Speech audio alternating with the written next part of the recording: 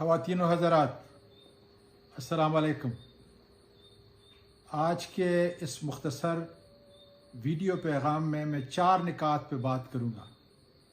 पहली, इंतहाई अहम कि बुशरा बेगम से मुतल्लिक जो लोग इंतहाई शर्मनाक, घटिया और मन गढ़ंत अपने किरदार का इजहार कर रहे हैं, मैं समझता हूँ कि ये इंसानी, अखलाकी और दीनी असलूब के सरासर खिलाफ है।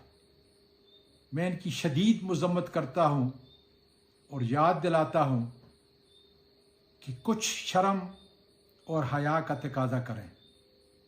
दूसरी बात, जिन लोगों ने इमरान खान को जेल में डाला हुआ है, उनका मतमए नज़र क्या है कि इस मुल्क को उन्होंने अमली तौर पर ग़ुलाम बना दिया है, हमारे एसाब पर सवार हो चुके हैं, हमारी सोच को बदलना चाहते हैं। इसलिए इमरान खान की जान को इंतहाई ख़तरा है। और मैं वकला बरादरी से कहता हूँ कि अगर आपका ये ख्याल है कि जस्टिस आमर फारूक इंसाफ और अदल के मुताबिक आपकी तवक्कुआत के मुताबिक इमरान खान को कानून और इंसाफ की अलमबरदारी के लिए रिहा कर देंगे, जेल में उनको सहूलतें दे देंगे, या उनका खाना जो है ख़तरे से खाली होगा, तो ये आपकी भूल है। इसलिए कि जस्टिस आमर फारूक के फैसलों को अच्छी तरह देख लें।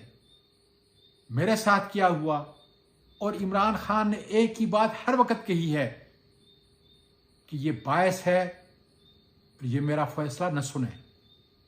तीसरी बात, 14 अगस्त के हवाले से, ये मेरा और आपका मुल्क है, ग़ुलामी की जंजीरों को हम तोड़ेंगे और इंशाअल्लाह ताला अपने मुल्क की सरबुलंदी के लिए हम 14 अगस्त शाना शान तरीके से मनाएंगे।